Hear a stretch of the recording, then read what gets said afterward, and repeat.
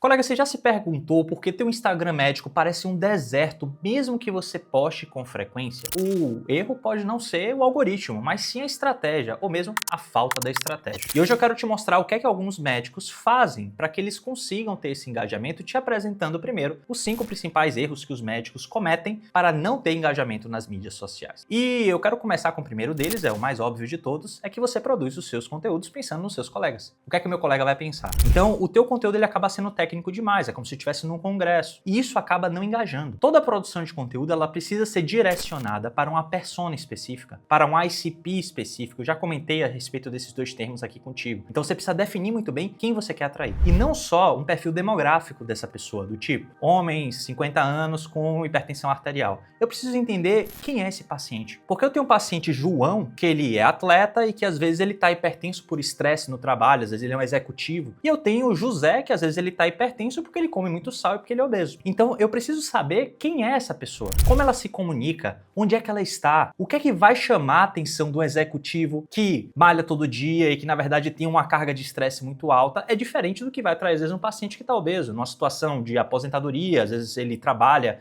CLT ou trabalha mesmo em casa de home office, vai mudar muito o tipo de comunicação, são pessoas diferentes que estão em um padrão de consumo diferente. Então às vezes os médicos eles não pensam nisso, eles só fazem cartilhas informativas, o que é hipertensão, o que é uma insuficiência cardíaca, mas no final das contas você acaba não atingindo a pessoa certa. Talvez você possa fazer um conteúdo e aí para as dicas mais práticas, como evitar hipertensão dentro de um contexto de estresse. Como saber se o meu estresse no trabalho está influenciando na minha pressão. Então você pode fazer conteúdos que atinjam essa pessoa com um problema específico, mesmo sendo uma patologia em comum. Não são as mesmas dores, não é a mesma etiologia. Então é importante que você identifique isso e produza esse conteúdo bem direcionado. Com isso você evita que o paciente role teu feed, aquela coisa que todo mundo faz, no McDonald's, post McDonald's, né? Zero empatia, ele não entende do jeito que você quer falar, ele não entende quem é você, não se conecta com você e por esse motivo ele não vai consumir o teu serviço. De nada adianta você rodar tráfego pago, atrair pessoas novas, sendo que elas batem lá e falam assim, poxa, esse aqui é mais um. É o médico commodity. Por que eu pagaria mais caro pela consulta com o Dr. João se o Dr. José aqui faz por R$200 mais barato, já que os dois são cardiologistas? Se você não mostra para que você veio, é difícil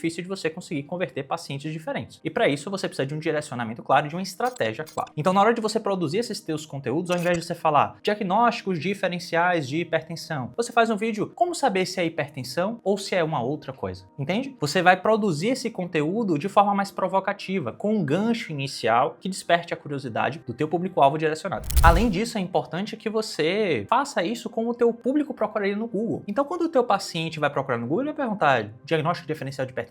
Ele vai perguntar causas de aumento de pressão arterial ou causas de pressão alta. E é importante que na hora que você vai fazer esses teus posts, os seus títulos, você bata exatamente na dor. E você pode utilizar algumas ferramentas como o Google Trends, por exemplo, que eu já falei aqui no canal também, para ver quais são as coisas mais procuradas da tua área. Tem também o do Neil Patel que você pode utilizar, que é muito interessante para você ver o que é que os pacientes procuram de determinadas áreas e determinadas especialidades. E se você ainda não me conhece, claro, me apresentar para você, meu nome é Periodoro, eu sou médico e sou cofundador da B2Med, hoje uma das maiores empresas de marketing médico do Brasil. E meu objetivo aqui, como você já sabe, é te ajudar a navegar pelo esse mundo digital, passando pelas armadilhas, né? E tendo uma comunicação melhor, tendo mais tempo para você, para sua família, mas principalmente atendendo bem e servindo bem os teus pacientes. A segunda coisa, que também é um erro comum, é você contratar uma empresa, você não teve a estratégia na hora de escrever o teu conteúdo, você tem um feed impecável, mas ele é vazio, ele é pobre, porque ele não fala nada com nada, ele não comunica, ele não engaja, ele não toca o paciente que está do outro lado. O Instagram é para ser uma conversa, é para você mostrar para esse paciente como vai ser a experiência dele junto contigo em consultório, o que é que ele vai ter. Então, às vezes quando você abre um stories, você comunica e você toca no assunto de um paciente, ou você faz uma orientação, ele fala, poxa, quando eu for para o consultório, Dr. Pedro vai conversar, entender minhas dores, e ele vai me responder dessa forma.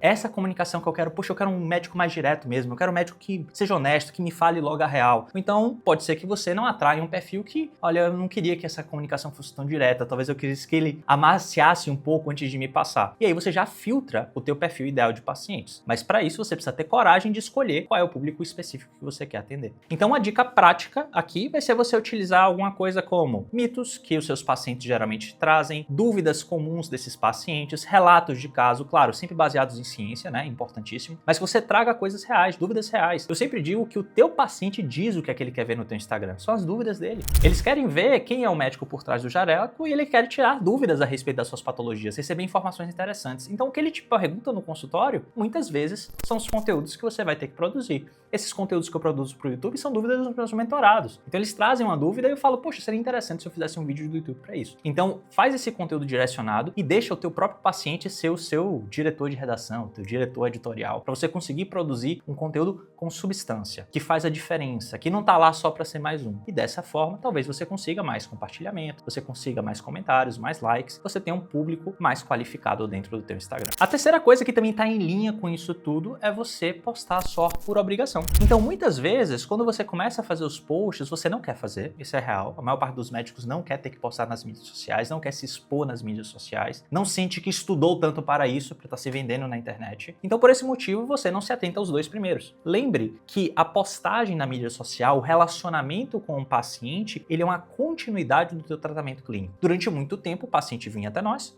prescrevíamos o que é que eles queriam e ele ia para casa. E você via ele depois, às vezes 6 meses, 1 ano. Você tem a oportunidade, através das mídias sociais, com seus vídeos, com seus stories, com as suas caixinhas de perguntas, de manter esse paciente aquecido e manter uma aderência terapêutica desse teu paciente, mostrando para ele por que é importante ele seguir o que você passou. Então, às vezes, você ser presente, você estar lá para atender o teu paciente, faz com que ele atinja o sucesso terapêutico de uma forma mais rápida. Então, você ressignificar esse momento digital. Ao invés de ser só, meu Deus, é mais uma obrigação que eu vou ter que fazer, isso é uma chance que você tem de estar um pouco mais próximo desse teu paciente e de fazer a diferença na vida dele de verdade, porque nós sabemos que esse paciente que vem, e depois volta, não adere, e no final das contas a gente acaba não ajudando muito. Então, a intenção é você utilizar a ferramenta da forma correta para que você ajude mais o teu paciente. O quarto erro, super importante também, é que você não analisa os dados. Ou seja, você lança esses posts lá, você olha o número de likes, mas você não entende exatamente o que é que isso significa. Você não faz um comparativo do número de pessoas que viram e as pessoas que clicaram, as pessoas que assistiram até o final, as pessoas que encaminharam, que deram like, que fizeram um comentário. Através dessas métricas, você consegue entender melhor quem são as pessoas que estão te seguindo e o que é que elas querem ver. E aí é importante que você faça uma diferenciação. Você teve um post, teve 10 likes, o outro também teve 10 likes, mas quem foi que curtiu cada um? Quem curtiu foi seu colega de plantão ou quem curtiu foi o teu paciente? Isso é importante, porque senão você fica produzindo um conteúdo que na verdade está agradando o teu público errado. Às vezes não é o teu colega de plantão que vai ser a tua clientela, não vai te indicar. Claro, dependendo da tua especialidade, especialidades como, por exemplo, radioterapia, né, cirurgia oncológica, o teu conteúdo tem que ser muito mais para o indicador do que para o paciente final. Aí faz sentido. Mas você entra lá dentro da barra de insights, você analisa quem são as pessoas que estão curtindo os teus conteúdos, que de nada adianta tua mãe e teu pai estar curtindo o teu conteúdo. Quem precisa curtir é o teu paciente.